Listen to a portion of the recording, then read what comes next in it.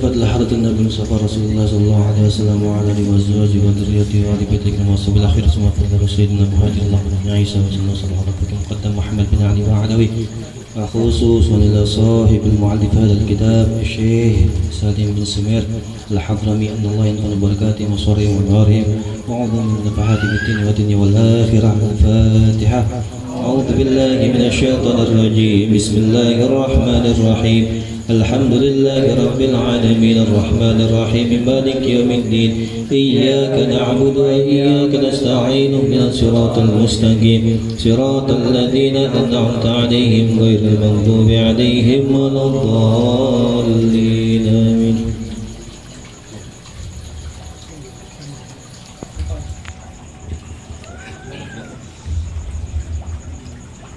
Alhamdulillahi rabbil alamin wassalatu wassalamu ala asyrafil anbiya'i wal mursalin sayyidina wa maulana Muhammadin wa ala alihi wa sahbihi ajma'in.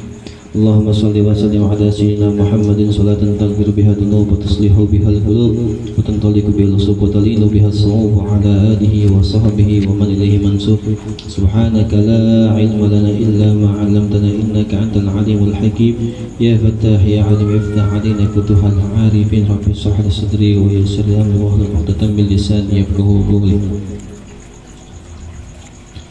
Qala al-musannif rahimahullahu ta'ala wa nafa'ana bi 'ulumi bid-darin amin ila an qala fi mabadi hadzal kitab. Awalan bismillahirrahmanirrahim. Alhamdulillahi rabbil alamin wa bihi nasta'in ala umuri dunya waddin wa sallallahu ala sayyidina Muhammadin khatamin nabiyyin wa alihi wa sahbihi ajma'in wa la hawla wa la quwwata illa billahil aliyyil azim.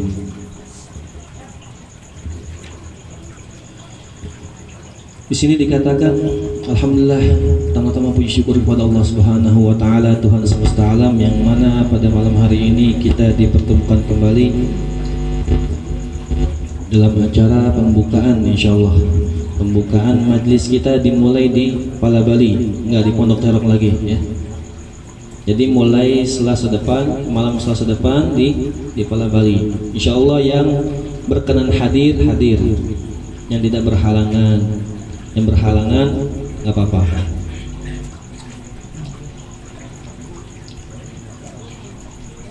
Sekaligus mana minta doa supaya Allah panjangkan umur kita semua, ya. Allah sembuhkan penyakit-penyakit kita semua yang ada di saudara-saudara kita yang sedang sakit, khususnya anak punya teman guru juga lagi sakit. Insya Allah semoga Allah angkat penyakitnya, amin amin ya rabbal alamin. Diawali dengan bacaan Bismillahirrahmanirrahim dengan menyebut nama Allah yang Maha Pengasih lagi Maha Penyayang. Bismillahirrahmanirrahim. Kenapa setiap kitab apa aja, semua kitab yang dikarang oleh ulama, yang dikarang oleh ustadz, yang dikarang oleh kiai, yang dikarang oleh habaib, pasti diawali dengan yang namanya Bismillahirrahmanirrahim. Itu kenapa? Ada beberapa alasan.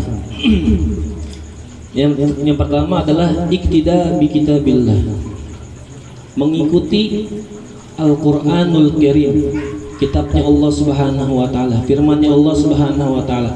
Kenapa Al-Qur'an diawali dengan Bismillahirrahmanirrahim? Alhamdulillahirabbil alamin. Yang pertama, mengikuti Al-Qur'anul Karim. Itu kenapa setiap kitab diawali dengan bismillah.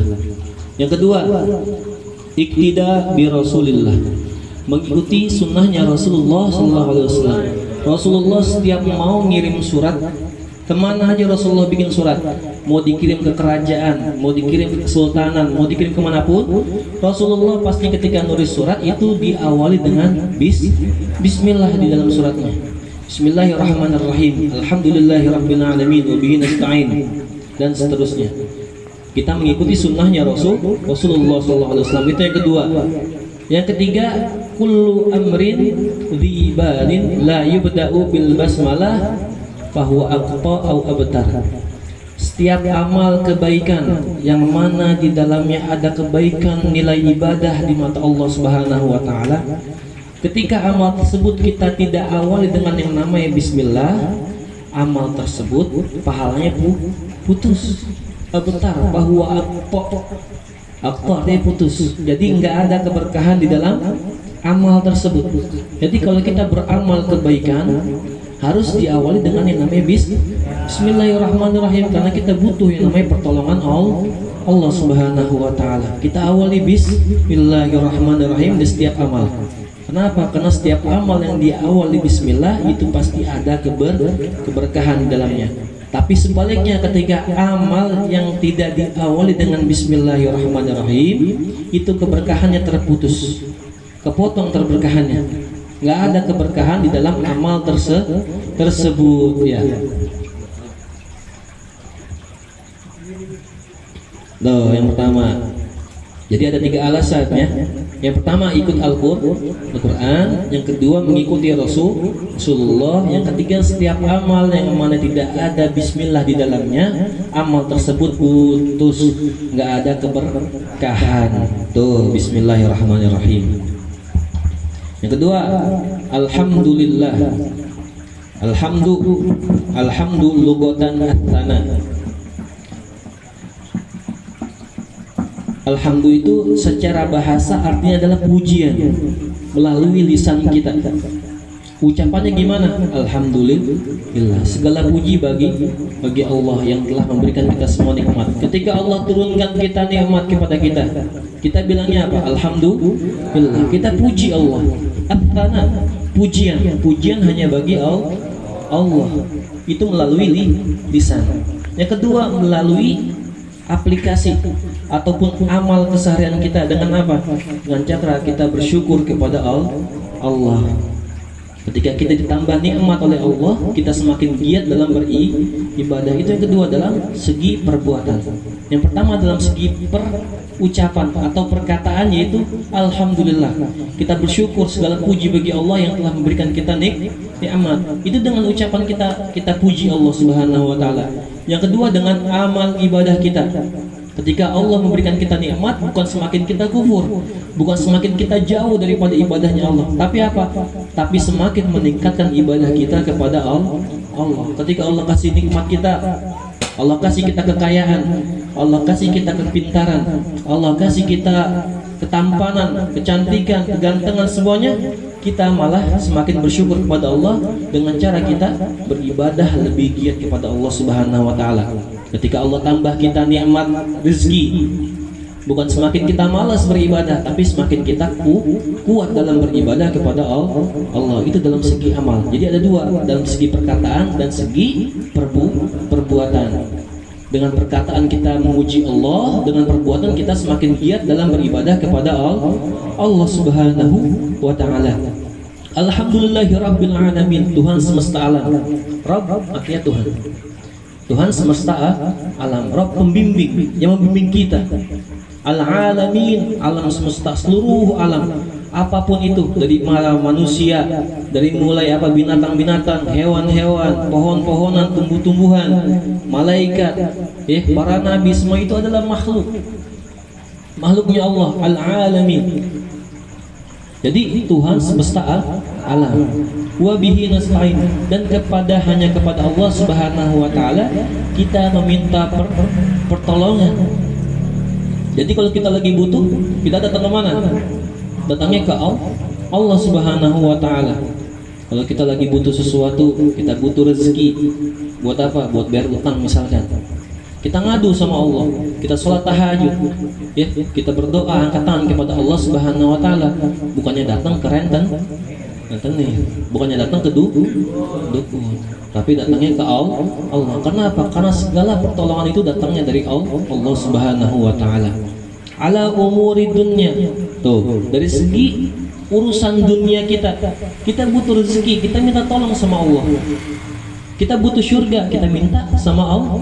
Umuri dunya waddin, dalam urusan dunia dan agama, kita minta semuanya kepada Allah Subhanahu wa taala. Kita nggak paham akan agama, kita minta sama Allah, ya Allah tolong berikan saya pemahaman dalam agama, supaya apa? Supaya saya ibadahnya tidak salah-salah kepadamu. Takutnya ibadah saya tidak diterima oleh Allah Subhanahu wa taala kalau salah-salah. Kita minta sama Allah, kita minta pertolongan sama Allah supaya Allah kasih pemahaman kita dalam beribadah kepada Allah Subhanahu wa taala.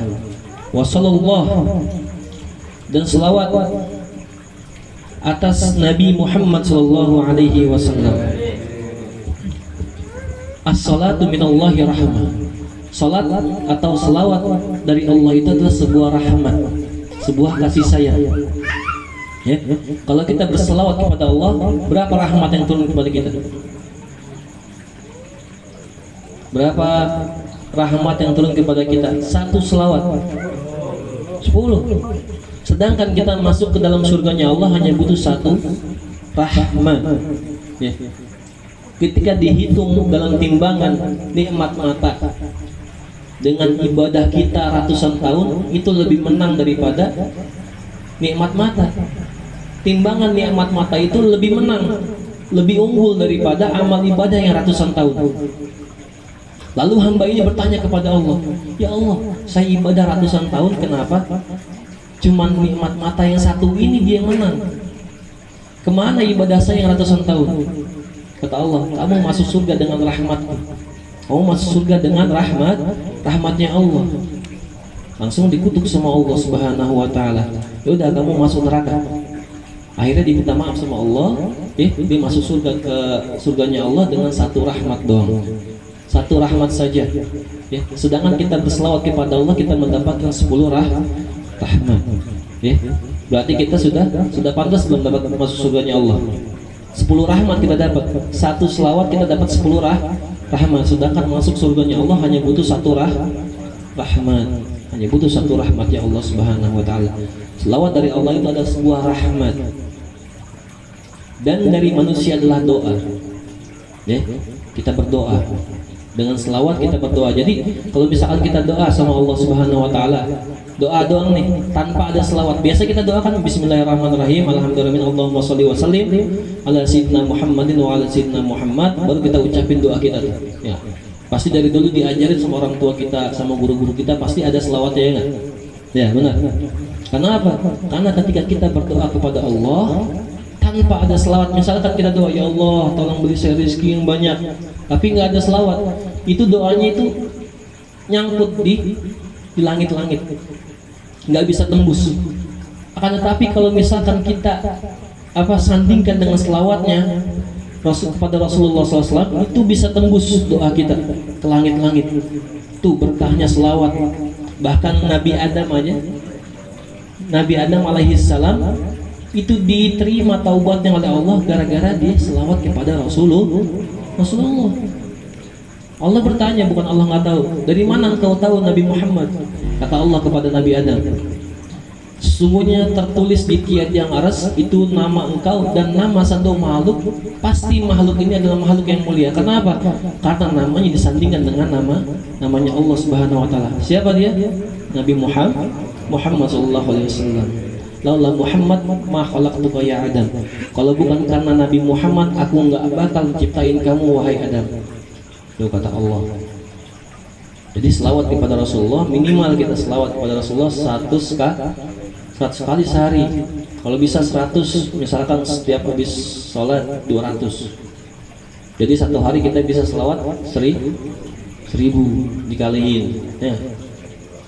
Insya Allah orang yang melazimkan selawat kepada Rasulullah SAW itu dia terhindar daripada mati yang namanya su'ul khatimah, terhindar dari meninggal su'ul khatimah orang-orang yang rajin berselawat kepada Rasulullah SAW. Kata Rasulullah bercerita, atani Jibril wa Mikail wa Israfil wa Israil. Rasulullah bercerita, aku didatangi oleh Jibril, malaikat Jibril. Kemudian aku didatangi oleh malaikat Israfil, dan kemudian aku didatangi oleh malaikat Israil. Faqala Jibril, Sayyidina Jibril berkata kepada Rasulullah, man sallallahu, barang siapa yang berselawat kepada engkau, ya Rasulullah, man shalla alaika asyara marrat ana akhudhu biyadihi wa umirruhu ala sirat. Wahai Rasulullah, barang siapa yang berselawat kepada engkau sebanyak 10 kali, aku akan ambil tangannya, aku akan tuntun tangannya untuk melewati jembatan Shiratal Mustaqim. Kita lewat jembatan Shiratal Mustaqim itu nggak mudah. Tapi orang yang berselawat 10 kali kepada Rasulullah itu dituntun langsung oleh malaikat Jibril, ya, untuk melewati jembatan Shiratal Mustaqim. Cuman 10, nggak banyak. Seumur hidup kita selawat 10 doang. Susah nggak? Enggak. 10 kali kita selawat kepada Rasulullah, kita dituntun oleh malaikat Jibril untuk melewati jembatan Shiratal Mustaqim. Subhanallah, subhanallah. Yang kedua, malaikat siapa? Malaikat Israfil. Wa qala Israfil, ana asjudu lillahi ta'ala ma arfa'u ra'si hatta yaghfirullahu lah. Saya akan sujud kepada Allah, mendoakan nih orang yang berselawat kepada Allah. Saya tidak akan mengangkat kepala saya ini, kata malaikat Israfil, sampai Allah mengampuni dosa seseorang yang berselawat kepada Rasulullah. Bayangin, malaikat bersujud doain kita, doain orang-orang yang berselawat kepada Rasulullah. Ini malaikat manusia yang nggak ada maksiatnya, udah pasti doanya diterima oleh Allah Subhanahu Wa Taala. Itu rela bersujud buat orang yang berselawat kepada Rasulullah Sallallahu Alaihi Wasallam. Kemudian malaikat Mikail datang lagi kepada Rasulullah. Dia bilang, ana asqihi min haudik. Saya yang akan meneguhkan air. Jadi misalkan kita ada air nih, misalkan ana kasih minum ke Ustaz Anil. Ini namanya apa? Minumin, ya, minumin. Jadi malaikat Israfil itu minumin antum. Malaikat Mikail itu yang kasih antum minuman daripada haudiknya Rasulullah SAW, telaganya Rasulullah. Jadi nanti di akhirat ada telaganya Rasulullah. Malaikat Mikail itu ambil segayung dan diminumin ke mulut kita. Untuk orang-orang yang berselawat kepada Rasulullah aja. Kalau yang nggak selawat, yang enggak. Kemudian yang terakhir malaikat Israel. Ana aqbidu ruhahu kama qabattu arwahal anbiya. Saya akan mencabut nyawa seseorang yang berselawat kepada Rasulullah itu seperti mana saya mencabut nyawanya para nabi. Para nabi saking lembutnya tuh cabutan nyawa gitu. Ada 4 keistimewaan bagi orang-orang yang berselawat kepada Rasulullah, ya. Yang pertama tadi dituntun sama malaikat Jibril. Yang kedua malaikat Israfil, diapain? Malaikat Israfil rela sujud kepada Allah supaya diampuni dosa orang yang berselawat kepada Rasulullah. Yang ketiga malaikat Mikail. Malaikat Mikail apa? Menuangkan air ke mulut kita dari telaganya Rasulullah. Yang terakhir malaikat Israel. Ngapain? Dicabut nyawa kita sebagaimana dicabutnya nyawanya para nabi. Bayangkan derajat kita sama kayak nabi dicabut nyawanya. Indah nggak? Indah nggak? Subhanallah, subhanallah. Khataman nabiyyin, penutup daripada para nabi, walihi washabihi ajmain, dan keluarganya dan para sahabatnya dan para pengikutnya semuanya. Wala haula wala quwata illa billahil aliyyil azim. Tidak daya dan upaya kekuatan kecuali hanya milik Allah Subhanahu wa taala yang maha tinggi dan maha besar, maha azim, maha agung. Terus masuk pada arkanul islami khamsah. Arkan Islam khamsah. Hafal arkan Islam? Hafal? Arkanul islami khamsah. Yang pertama apa? Syahadatu alla ilaha illallah wa anna muhammadar rasulullah wa iqam wa ita wa shaum wa hajj man istata'a ilaihi sabila. Arkan Islam ada 5. Yang pertama syahadat kepada Allah dan kepada Rasulullah sallallahu alaihi wasallam. Man syahida alla ilaha illallah wa anna muhammadar rasulullah haramallahu an-nar alaihi. Barang siapa yang bersaksi, barang siapa yang yakin bersaksi bahwa tiada Tuhan selain Allah dan bahwa Nabi Muhammad adalah utusan Allah, Allah mengharamkan neraka daripada jasadnya. Daripada diri seseorang yang kita cuma yakin dong, belum disuruh sholat, belum disuruh zakat, belum disuruh puasa, belum disuruh haji, cuma yakin doang dalam hati kita. Kita yakin, kita bersaksi bahwa Allah adalah Tuhan kita, tiada Tuhan selain Allah. Kita saksi juga bahwa Nabi Muhammad adalah utusan Allah. Itu Allah haramkan jasad kita daripada api neraka. Makanya jangan main-main dengan keyakinan hati kita. Tak itikad, kita yakin dalam hati kita, kita teguhkan hati kita bahwa tiada Tuhan selain Allah. Kalau nggak ada Tuhan, berarti kita mintanya cuma sama Allah. Sekarang banyak nggak orang mintanya sama yang lain? Contohnya apa? Contohnya yang paling kecil, sakit. Kita sakit. Kalau kita naluri manusia, tiba-tiba kita yang teringat siapa? Nah, disebutkan dokter. Padahal orang Arab, bukan orang Arab doang. Padahal yang benar, yang bagusnya, kita kalau sakit, kita ngambil air wudhu, kita sholat, kita doa. Kalau di situ belum sembuh, baru kita berangkat ke dokter. Kebanyakan orang sakit sekarang langsung pergi ke dokter, langsung pergi ke warung beli obat. Ada nggak yang sholat dulu? Nggak. Ada yang nggak doa dulu? Wudhu dulu, sholat dulu, doa dulu, ada nggak? Sakit pusing dong nih, pusing, aduh pusing pala. Langsung dia ngambil air wudhu, dia sholat, dia doa, ada nggak kayak gitu? Kita pernah ngalamin kayak gitu? Ya, kita langsung beli apa? Beli obat. Tiba-tiba langsung spontan kita beli obat, kita datang ke dokter. Berarti kita sudah di sini secara tidak langsung kita menduakan Allah. Coba kita ubah kebiasaan kita. Kalau misalnya kita sakit dikit, kita sakit biarpun sedikit, kita ambil air wudhu dulu, kita sholat dulu, baru kita doa. Kalau masih nggak sembuh juga, kita pakai perantara yang lain, yaitu dokter ataupun obat-obat. Ya.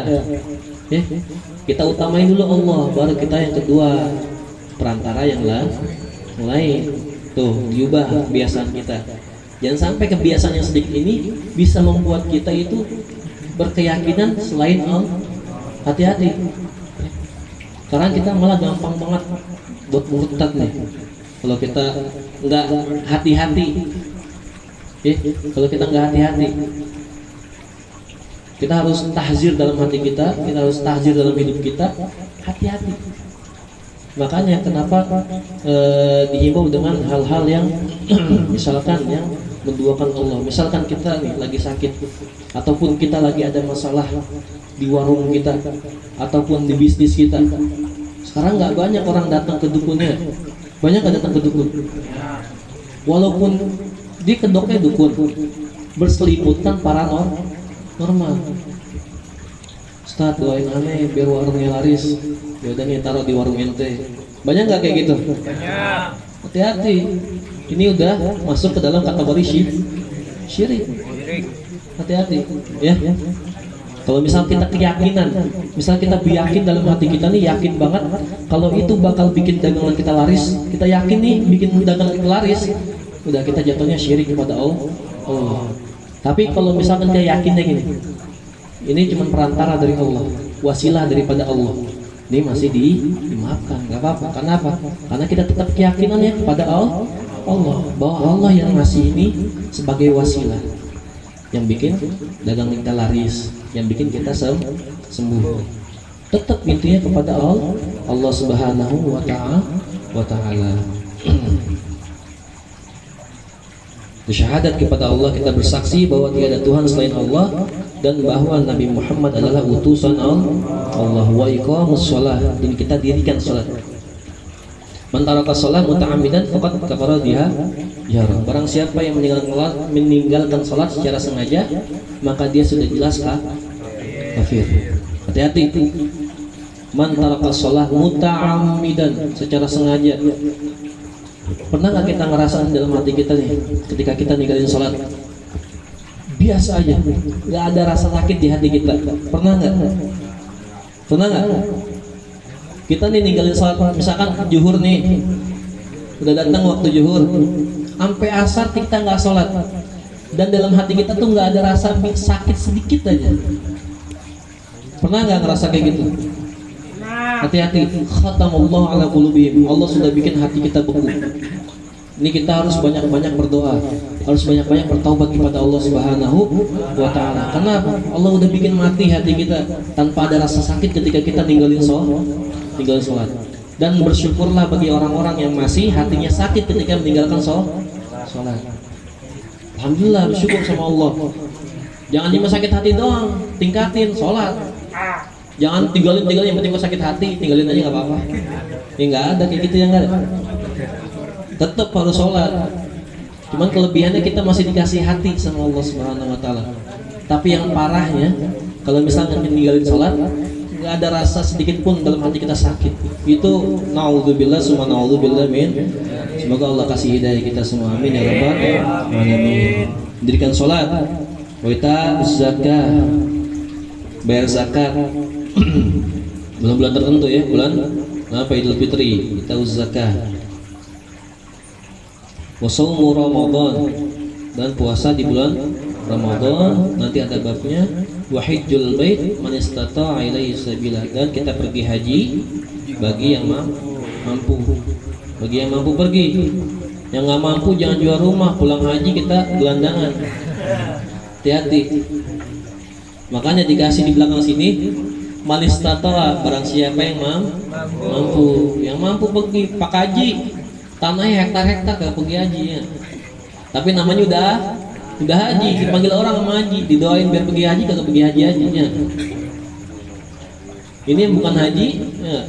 Rumah cuma tuh dia jual rumahnya, dia pergi haji pulang-pulang gelandangan, nggak tahu anak bininya tinggal di mana ya.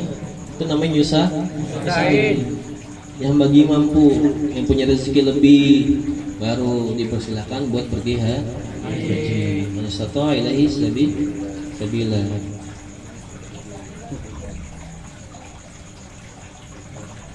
Alhamdulillahirabbil alamin. Insyaallah sampai bab akan Islam. Nanti kita lanjut lagi minggu depan ya. Ya kita baca dulu ya, bareng-bareng. Coba buka kitabnya. Bismillahirrahmanirrahim. Bismillahirrahmanirrahim. Alhamdulillahirabbil alamin. Alhamdulillahirabbil alamin. Wa bihi nasta'in. Ala umuri dunya waddin. Sallallahu ala sayyidina Muhammadin khatamin nabiyyin wa alihi wa sahbihi ajma'in. ولا حول ولا قوة إلا بالله العلي العظيم. أركان الإسلام خمسة. شهادة أن لا إله إلا الله وأن محمد رسول الله وإقام الصلاة وإيتاء الزكاة وصوم رمضان وحج البيت من استطاع إليه سبيلا. Alhamdulillahirrahmanirrahim. Hadanallahu ajma'in. Semoga Allah yufaqihna fiddin. Semoga Allah memberikan kita pemahaman dalam agama, supaya ibadah kita enggak salah-salah, supaya ibadah kita diterima oleh Allah Subhanahu wa taala. Amin ya rabbal alamin. Hadanallahu wa iyyakum ajma'in. Wa sallallahu ala sayyidina Muhammadin wa ala alihi wa sahbihi wasallam. Walhamdulillahirabbil alamin. Wassalamualaikum warahmatullahi wabarakatuh.